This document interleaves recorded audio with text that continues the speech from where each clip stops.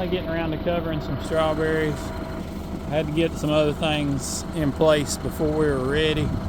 For one, I had to get this grass sprayed. You can see it's not dead, but it's definitely hurt, and that's what I wanted. I wanted to stun it where it stopped growing. Of course, the weather's about done that for us, but we had some 20-degree nights for about a week straight, and I was really kind of scared to cover these things too soon. We had a real mild fall in the 70s. I didn't want to cover these in that 20-degree weather. I kind of wanted to harden them up a little bit, so that's what we did, what we decided to do anyway. So now that that's behind us, we're back to some more normal weather for us, and I've got some brand new row covers up here. I've actually got 4 rolls of them, but the other one would be what we would need for our plug plants on the far end, and they are big enough. I don't think I'm going to cover them. I think I'm just going to cover all these cutoff plants.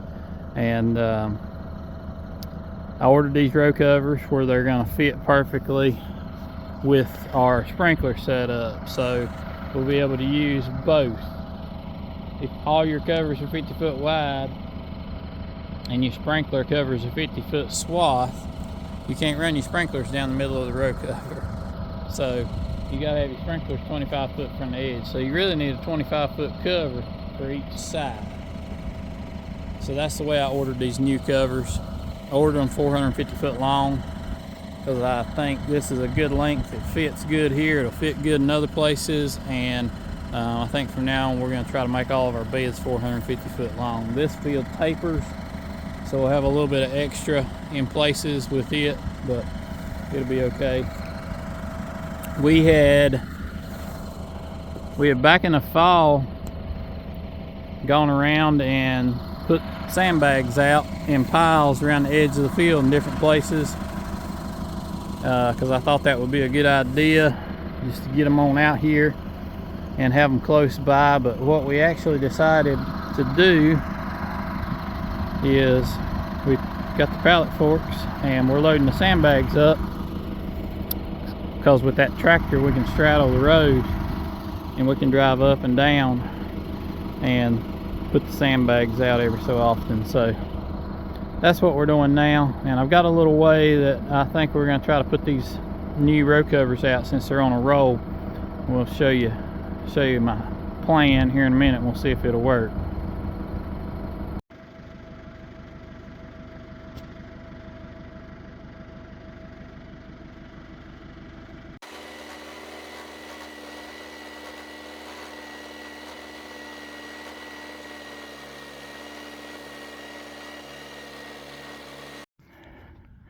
These row covers are never any easier to put out than they are the very first time you use them.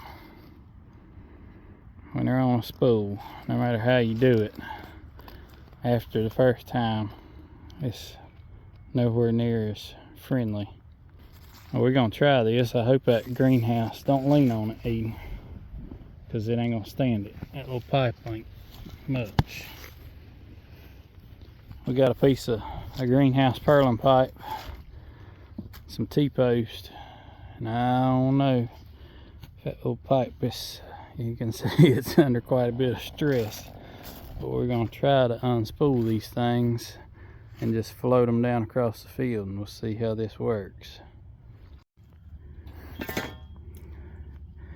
I've had glued row covers and I've had stitched row covers over the years, and it's my opinion that these stitched covers are better, but not all row covers are created equal.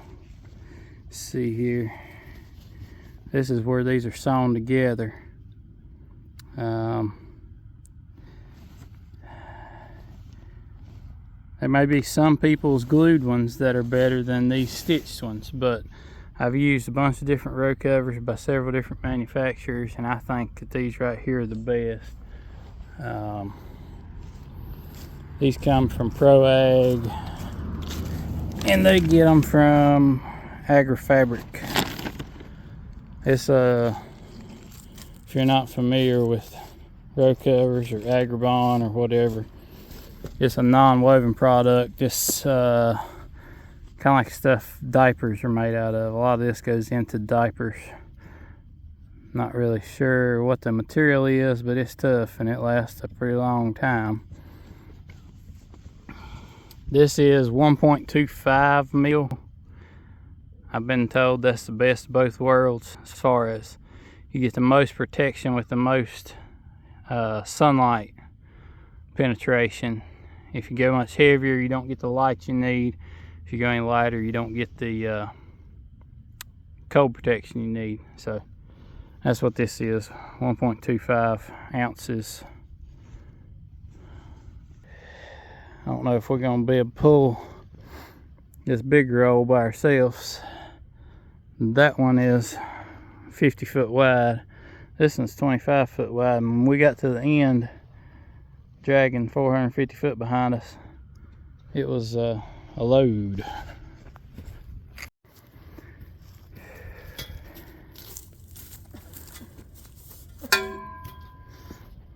Well, I don't have anything to hold my phone for me.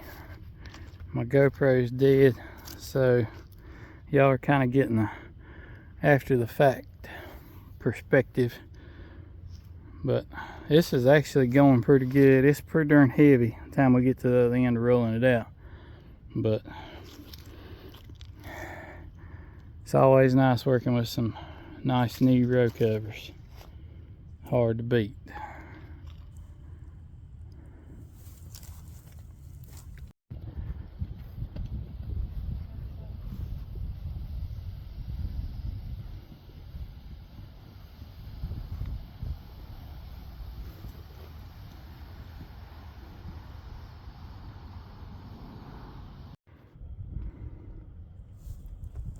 Well, that's all she wrote. Tucked in for the winter. We've never really had enough sandbags to really do a good job of covering like we needed to until this year. We bought 100 new sandbags, and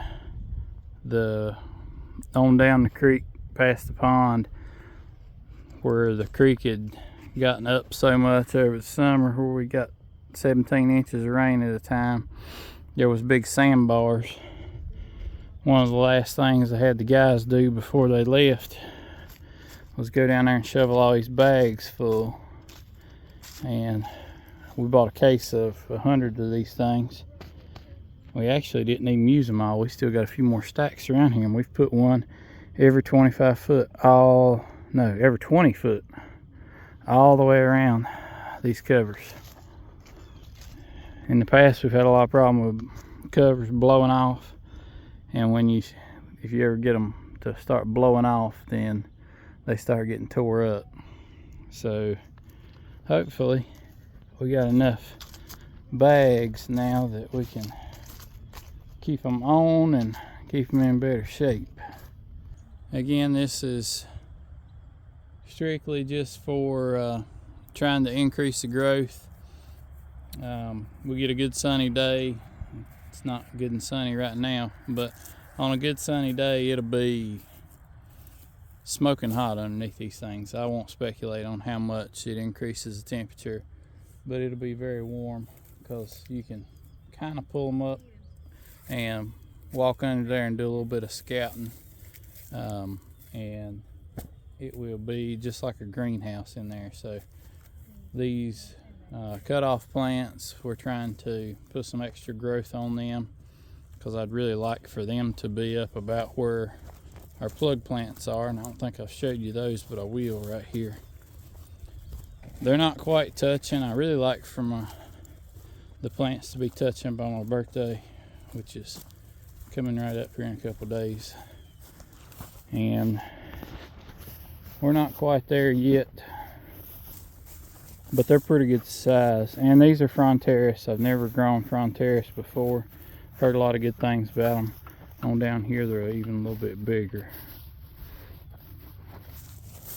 But they are they're starting to stack up some crowns on them, so I think we're going to be in good shape on these plants.